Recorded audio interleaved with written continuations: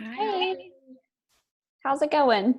Good. How are you? Good. I'm trying to use my headphones so that you don't hear child noise and whatnot. We'll see if that helps. Okay. How's your day? Pretty good so far. Good. Yeah. How about you? All right. Yeah. Nice day outside for a couple days. It's good. Good I weather. know. Like at least this didn't happen in the middle of winter. I think that would have been a totally different scenario. Just said that the other day. Imagine it being like 20 degrees and snowing Right. inside. Would be awful. Yeah. I know we've got Reva's trying to log on here. Mm-hmm. And I got some other confirmations that people are coming. So we will wait for them. So I'm not sure how it's going to show up for the participants. Am I going to be like the full screen, or is everyone going to see everyone? I'll put you as the main screen. Okay. Um, Okay. I won't do it until I kind of introduce you so that if they can see me kind of introduce and then I'll pin you. Got a couple of messages coming in from people who either can't make it or let's see.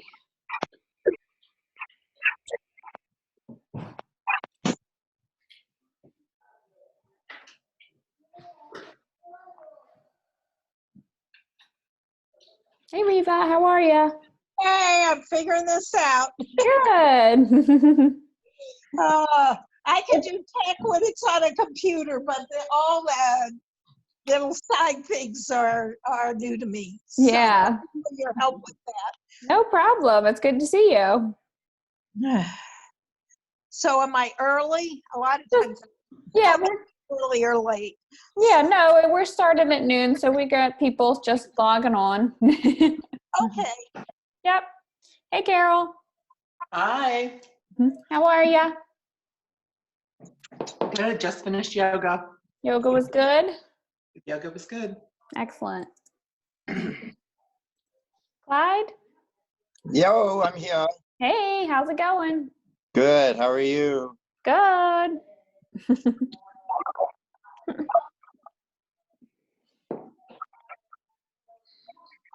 Give a few more minutes.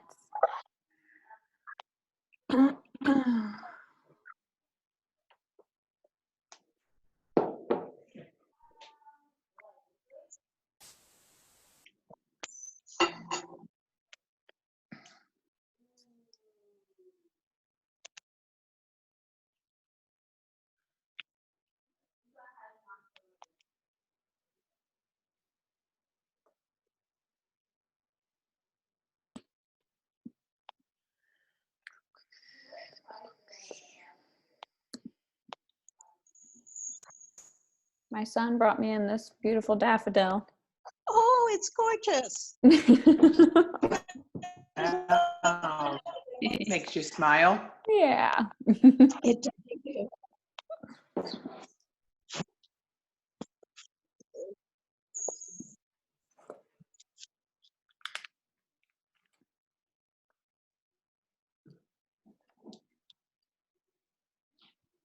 I'm apologizing. I'm drinking my protein shake. Go for it. I have coffee. You'll see me drinking it. Yours is healthier. What are you hiding, Reva? Coffee. Oh. Coffee and water. In fact, I think I'll go get more water because I finished it. Good idea.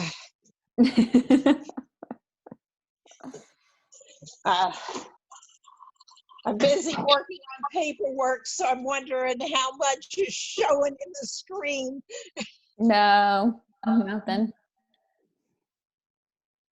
I know my office is a big mess during this time. I finally got it a little organized, but it got out of control there for a couple weeks.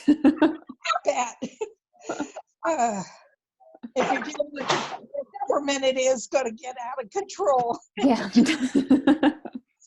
I think everybody's just starting to realize that vacation mode is over, right? Right.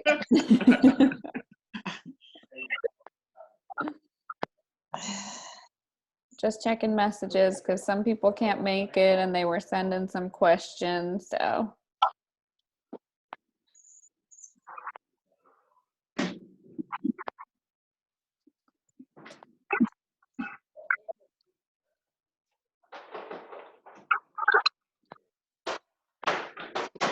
all right, well, why don't we get started?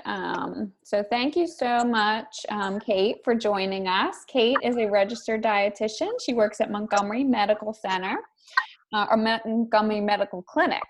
And she's come to our studio before and done a little talk with our participants. And we just thought it would be a great time for us to connect with her, as I know a lot of us are have some different eating habits during this time and, maybe some questions. So thank you so much for joining us. I'm gonna see if I can mute everybody just for a little bit, and then we can open you guys up for questions at the end, and then turn it over here to Kate. Okay. Hi, everyone.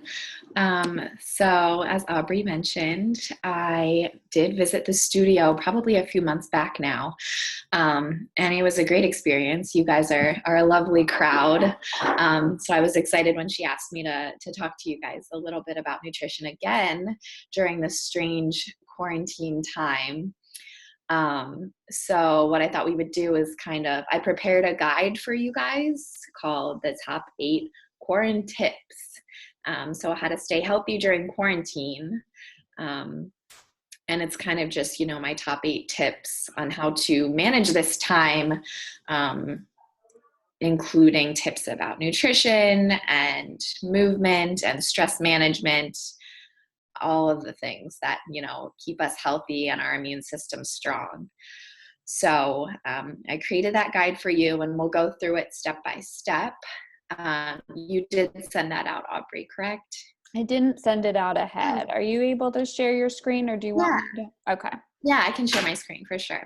But, I think this is something important to be talking about right now because our whole routines are thrown off. So there are some negatives to this time, but if we kind of flip the script and try to look at the positives that can come out of it, then we'll come out of it stronger and healthier than if we tend to look at the negatives.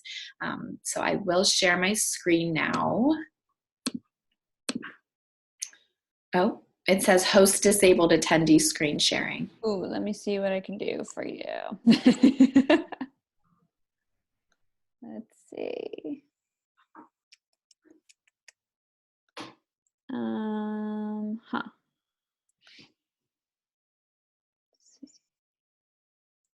All right, what if I share my screen? That would be fine, yeah. Mm-hmm. And then you walk me through where you want to be. Yeah, there it is. Okay, so this is kind of just the first page, little aesthetically pleasing, some meals that I put together. So you can just scroll down to the first 4 tips. Okay. Okay, so these are the first 2. The first one, which I think is the most important and the most nutrition related that I'll talk about, is kind of what to be eating during this time, because they're encouraging us to go to the grocery store less and to kind of buy in bulk. And people tend to have a lot of questions. Well, is canned soup healthy for me? Can I be eating frozen veggies? Are they the same nutrient content? So this is kind of what I like to say, to prioritize fresh food, but also embrace shelf stable.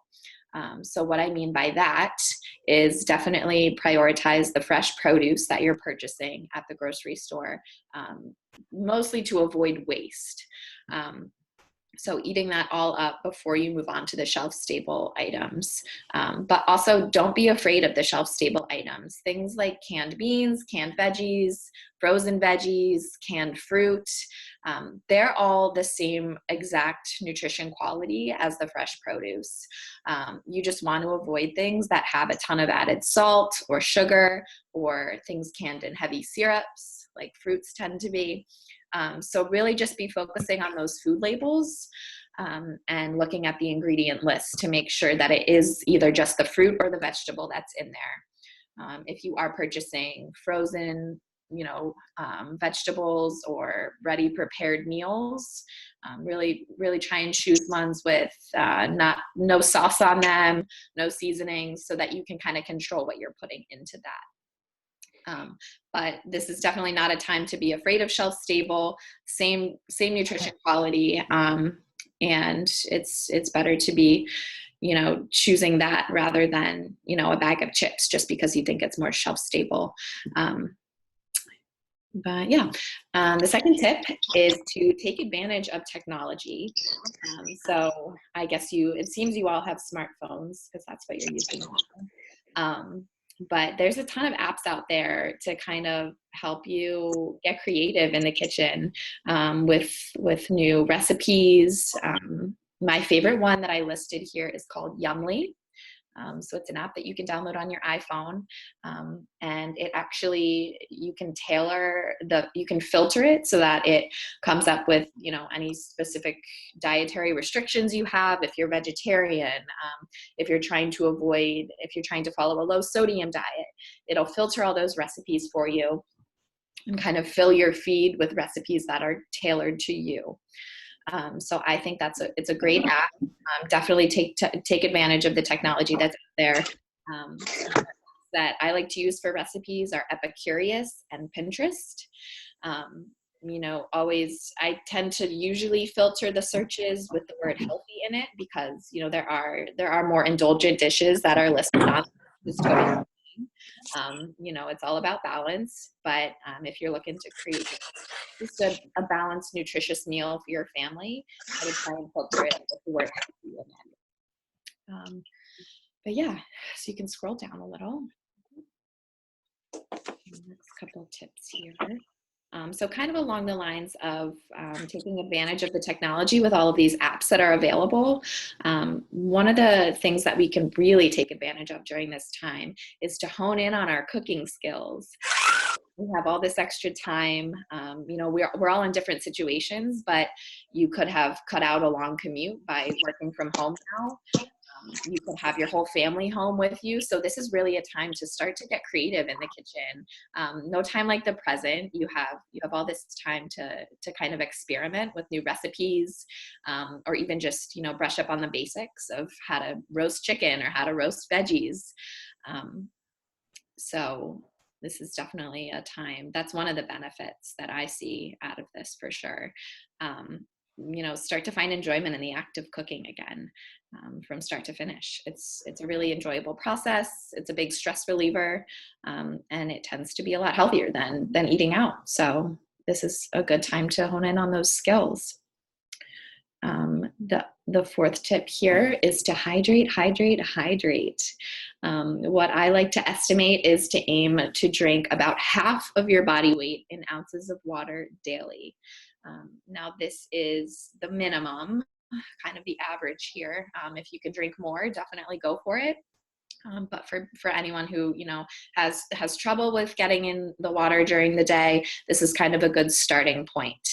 And it doesn't have to be boring. It can be seltzer water. It can be, you can flavor it with lemon, lime, some herbs, some other berries. It doesn't have to be tasteless, but anything to kind of keep that water intake up and make sure you're hydrated, especially, as the warmer months start to approach. Another thing is to reduce intake of alcohol and sugar-sweetened beverages. Since we are home a lot of the time, it's really easy to just kind of inadvertently drink 4 cups of coffee during the day just because you're sitting there and you have it right in front of you, or you keep going back and forth to the fridge to grab your soda just because it's there. And if if you are usually at work and you don't have these things available, then you wouldn't tend to drink them. But it's a time to kind of be aware of that, take stock of what you are putting in your body, and make sure it's mostly water and calorie-free beverages that will hydrate you, and keep you healthy and keep your immune system strong, which is what we want right now. Excellent. Great tips. Mm-hmm. Okay, so moving on to the next 4. this is also a time, like I said, with the beverages, you're kind of you could be inadvertently snacking all day just because you're doing your work right next to your kitchen, or, you're home all day and you're bored and you have all this time on your hands. So why not get another snack or something like that?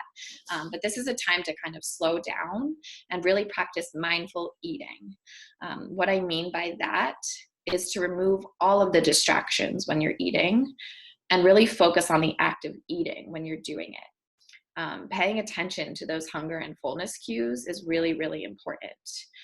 There is what's called an intuitive eating spectrum that goes from 0 to 10. So 0 being you're absolutely starving, and 10 being you're so full you can't move. So you usually want to, tune into your cues, and you want to start to eat around a 3 or a 4. So when you kind of feel those gentle hunger rolling in, that's when it's your cue. Okay, I need to fuel my body with some more energy now. And then you want to stop around a 7 to 8. So that means, you're full, your body got what it needs. And then you won't overeat. And you won't overeat to the point of discomfort, which is really what we want to avoid, because we eat to feel good. We eat to fuel our bodies. So we want to be doing that in the right way. So this is a time to really focus on mindful eating. Don't just, become a distracted eater that, if you looked back at your day, you couldn't even remember what you put in your body. We need to be grateful for the food that we have and the food that we're able to consume. So, viewing food as from a standpoint of gratefulness will also help to kind of allow you to eat more mindfully. And research actually shows that if you eat with your family, your happiness goes up and you're able to appreciate the meal more. So that's kind of another aspect of mindful eating, to share the meal with company and community. Instead of, just grabbing and going like we are used to in this go society.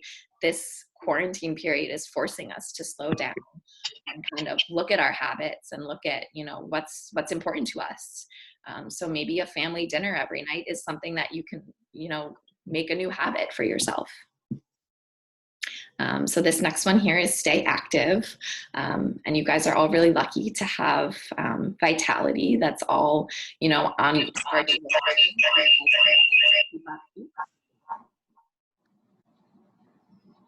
Was someone echoing? Oh, there we go. Got it. Okay, so yeah, you guys are all really lucky to have, this virtual fitness community that, is helping you stay up with your fitness goals. So, whether you're doing that 2 or 3 times a week, but it's also important to stay moving on the days that you don't have those structured activities, which I know Aubrey encourages as well, to kind of incorporate other forms of complementary movement. So whether it's going for a daily walk, today is like 75 degrees out, so it would be a perfect day for it. Or, just doing some gentle yoga. I heard someone, I forget who it was, someone mentioned they just finished yoga. But, these are all really important practices to keep our body moving. We're not physically going anywhere except our house and maybe a walk around the block. So it's important to keep that in mind. And, if you track your steps, that's an easy way to make sure you're staying active and, whatever goal that you want for yourself. It's just, a good way to stay active, keep mobile in a period where, we're kind of forced to be immobile a little bit. But yeah, okay, you can scroll down. And these are the last 2. Which they're the last on the list, but they are nonetheless important. So this one is stay positive. There's, a lot of negative emotions surrounding this whole time period, and it can get really easy to get caught up in all of that and kind of be down on ourselves and get stuck in, this feeling of loss of control. But staying positive and managing stress, both will have a positive impact on our immune system. So a couple ways to stay positive, keeping a daily gratitude journal. Just, at the end of the day, taking note of a couple of things that you can be grateful for, whether it's having enough food on the table or you got outside for a walk today. Something that you can be grateful for will help to keep those positive emotions strong. Also, limiting intake of the news while staying informed. So you don't need to have the news on 24/7. You can stay informed in other ways. But, research also shows that, this high volume intake of all this negative information can really have an impact on your mental health. So, mental health during this time is just as equally as important as physical health. And the last one here, managing stress. High levels of stress negatively impact our immune system. They make us more susceptible to infection and disease.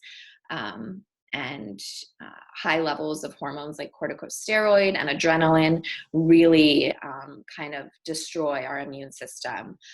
So choosing 1 or 2 stress relieving activities to incorporate into your daily routine is kind of a way to keep that stress in check. So that could be some gentle yoga, that could be going for a walk. It could also be in the form of deep breathing exercises, listening to music, reading a book, baking something that you enjoy, calling a family member or a friend on the phone, just something to kind of take your mind off of the negative emotions. And it can have, this kind of cool chemical effect inside of you to help boost your immune system, which is amazing. So yeah, those are my top 8 tips.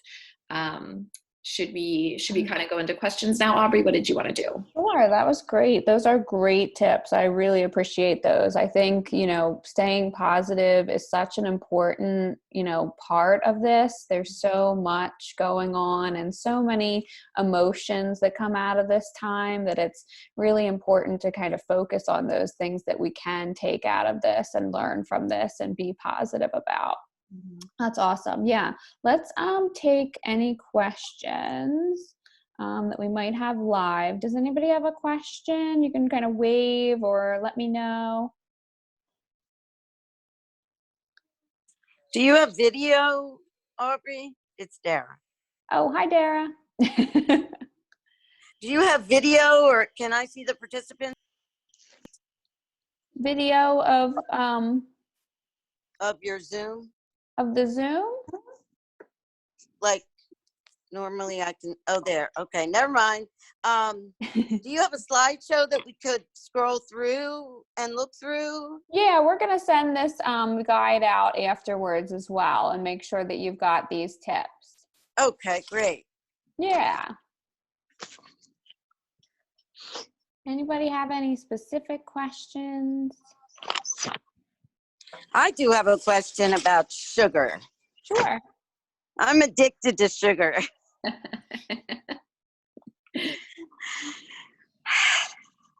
And I know it. I know I'm addicted. And I just have so much trouble with that.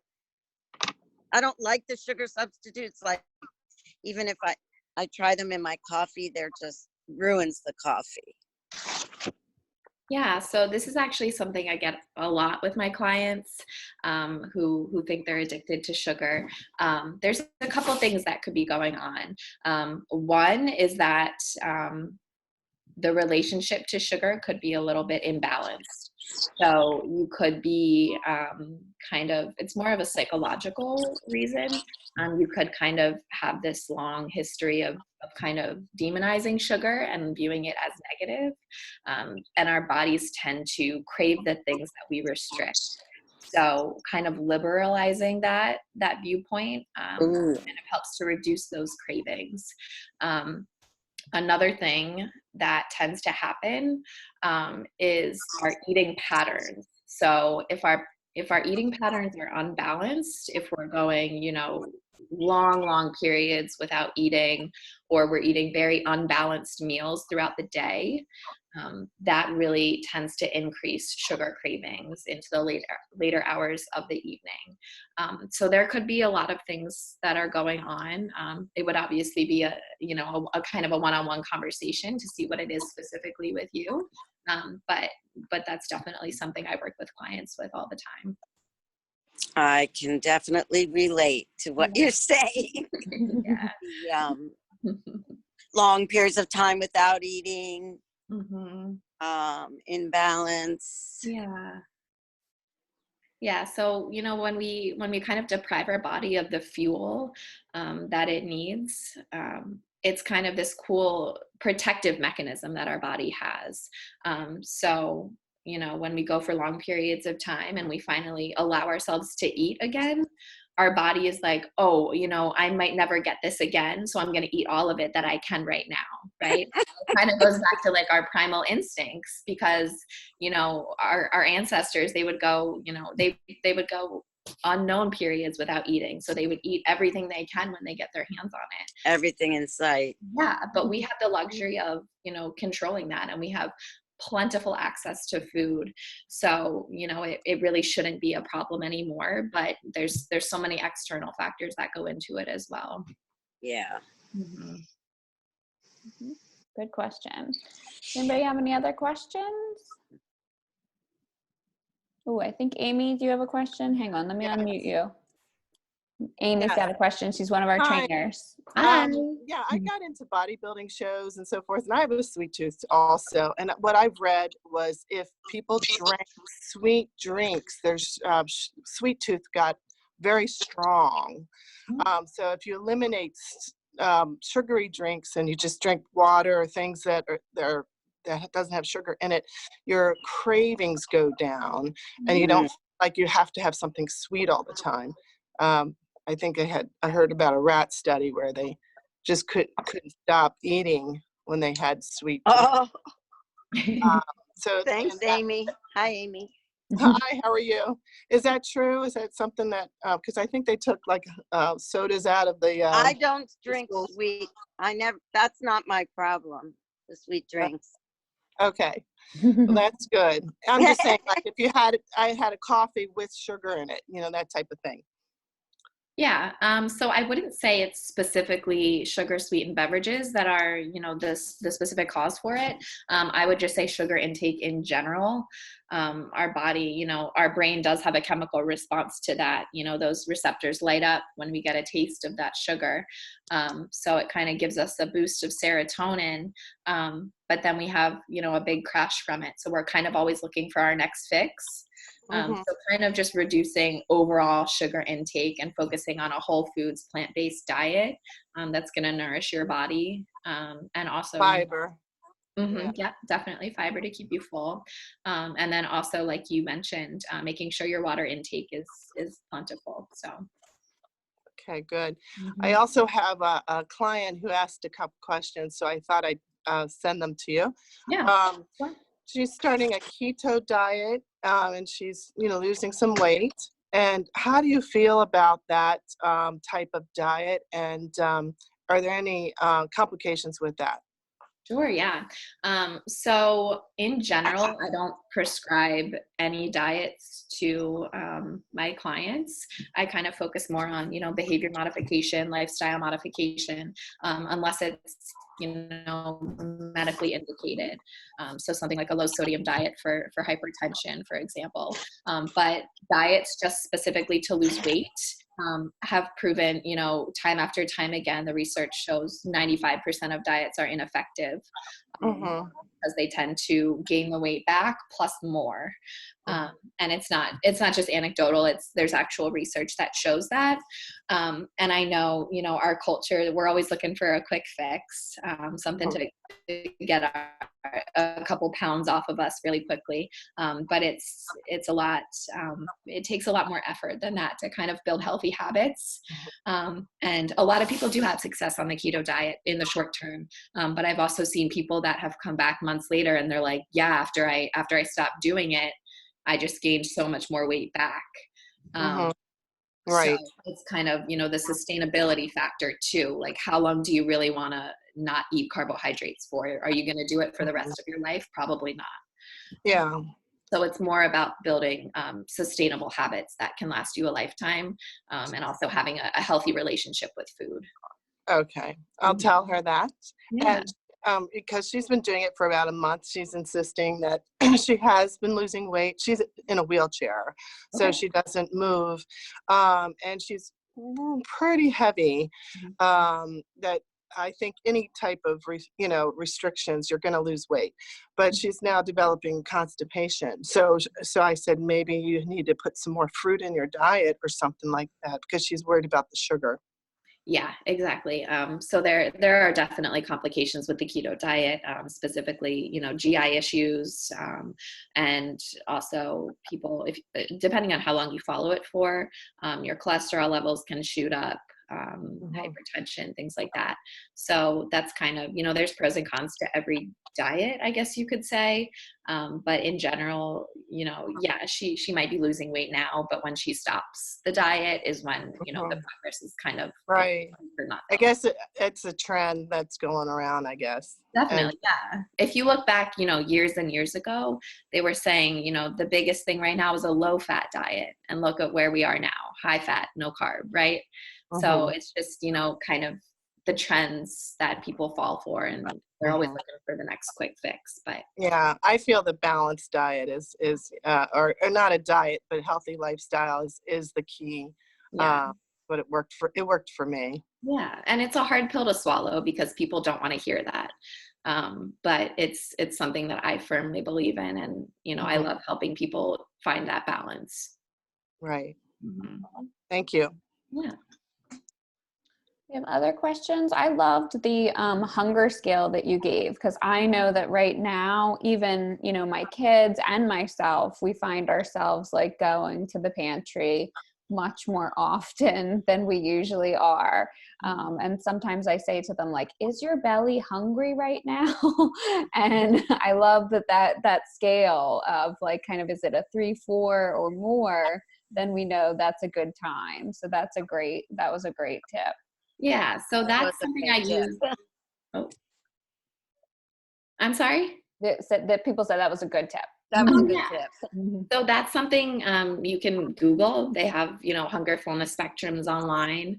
And it's just a useful tip. I use it a lot with clients with disordered eating patterns to kind of help them really tune into what's going on inside of their body. External factors that could be, either causing them to not eat or causing them to overeat. So it kind of just helps you revert back to our intuitive eating that we were born with, right? Yeah, that's a great idea. I think, Reva, you were raising your hand. I'm going to unmute you here. Here we go. Okay, tell me. Okay, unmuted. The meal I have the most problem with is lunch. When I look at breakfasts and dinners across any diet philosophies, there's all these diet philosophies, they're really a lot alike. It's just a matter of proportion. How much proportion of you do fat or carbs or whatever. But the actual meals are alike. But I just do not know what to do for lunch. I mean, I don't like sandwiches. When I make soup, I forget it's there. I mean, I really have a hard time with lunch. Okay, so a couple of things. Lunch doesn't have to be specifically lunch foods. If you like breakfast foods, have breakfast for lunch. Or if you have dinner foods and you have leftovers the next day, have those leftovers for lunch. It doesn't have to be a typical, soup and salad or sandwich and salad that you would get from Panera as your lunch. Right. It can be whatever you want. And then also those few apps that I listed on this handout that you'll get. If you're kind of bored with what you've been eating, really take advantage of those apps because they're really helpful and they'll give you tons of ideas that you might not be thinking of right now. Okay. All right. Thank you. Yeah. So that was my question. So, I do actually have one more. I tricked She's you. got one more. Okay. So I have heard before about the fast diets. You lose the weight and then you gain it back. I've never done a fast diet. I've always done it sort of slow-mo. And what I find is it takes me a long time to lose the weight, but if I stop, I gain it back lickety split. So is it really about the diets, or is there something that happens when you stop losing weight, when you say, okay, I'm at a good place now? So there's a couple things to that. Our bodies do have a set point. So this is kind of one of the main reasons why diets tend to not work in the long run, because our set point changes every time we gain weight and lose weight. It kind of just keeps going up. The more you fluctuate weight, your set point keeps going up. So if you've been kind of this chronic dieter, unfortunately, your set point is probably going to be higher than when you started dieting. So then that feels like a catch-22 to me, because if the idea is you really need to lose weight to be healthy, and I was thin most of my life until I hit my mid-40s. If you really need to lose weight to be healthy, but if you try to lose weight, you're going to gain it back, and then some. So it feels like you're actually digging a deeper hole. Yeah, so I totally see what you're I saying. find that very discouraging. Yeah, I see what you're saying. So number one, I never preach that you have to lose weight to be healthy. There's actually this whole movement called Health at Every Size that shows your risk factors for a lot of diseases go down, even if your weight doesn't go down, as long as you're following these healthy lifestyle habits. So things like eating a balanced diet, exercising, not smoking, reducing alcohol intake, things like that. So looking at all of these lifestyle factors, the more you do them, the lower your disease, the lower your likelihood of developing chronic diseases is, even if your weight does not change. Well, that's interesting. Yeah. And there's tons of research on it. So again, it's called the Health at Every Size movement, if you're interested in finding out more about it. Yeah. But again, like you said, it's not that losing weight is a negative thing. So I'm not saying that if you do lose weight, you're going to gain it back. I'm saying that if you do it in a way that's unhealthy and unsustainable, then you'll gain it back. Right. And that is personally how I feel about the keto. I look at it and I go, who can live like that for very long? That's just crazy to me. But each to their own. Yeah, exactly. And, if, people have personal preferences. So if someone's very adamant about following a specific diet, I try to support them as best as I can. But again, I do try to stick to the research, which shows that building sustainable lifestyle habits is the best way. Yeah. Thank you. Of course. That's interesting because I've never done the yo-yo weight thing, except for maybe once in my adult life. I was only able to lose a decent amount of weight one time in my adult life. So I don't know how my set point is, given the fact that I just kept gaining weight over the years since my 40s. Yeah. So again, that's kind of like another instance of a one-on-one conversation, because there could be a lot of things affecting that. The hormonal imbalance, thyroid, there's a whole host of things that can affect our weight set point. So maybe yours is just your set point. You were just born with this set point, there's a lot of things that can impact it. And I can't say just, through a 5-minute conversation with you. Right. But yeah. But you could tell me how I can call you. Yes, I can. How I can set up an appointment. Yes, ma'am. Yeah, Kate, we did have we did have a question that came in, kind of text message that was, what about, a lot of people, postmenopausal women, dealing with that extra belly fat area that just doesn't seem to go away no matter, what they eat or don't eat. So that is probably where I would take the approach of kind of more so improving the relationship with food and kind of reducing stress around it, instead of focusing on, losing a specific portion of fat percentage. because sometimes our bodies are just built differently. And, sometimes that's where you're just going to hold weight, even if you do have a healthy lifestyle and all these healthy habits. So that's kind of where I would kind of take the approach to focus on embracing your body as it is, while also. Does that have to do with the ectomorph, endomorph, different body types? Possibly. Yeah. Our bodies vary, they tend to carry weight in different places for everyone. But again, like I said, taking the health at every size approach, losing that little bit of belly fat does not necessarily mean they're any healthier, as long as they're building these sustainable habits. So again, that's a one-on-one conversation to see if there is something else going on. Mm-hmm. But that would be my general advice. Yeah. Mm-hmm. Other questions? So I was intrigued by your thought that I'm always confused about almond milk. Like, there's almond milk on the shelf and there's almond milk in the fridge. Mm-hmm. I don't understand why. Yeah. So it depends on the pasteurization process, if I'm correct. So if they process it, I forget what it's called. It's like UHT, ultra high thermo. I forget. I think it's UHT though. That allows it to be pasteurized, but also shelf stable as a milk product. Okay. And also it's almonds, so it doesn't actually have dairy in it. So right. Yeah. But there's really no difference, right? Like, no. you could buy either one. Yep. Okay. Always confuses me. Any other questions we have? This was great. I think it was really, really informative information.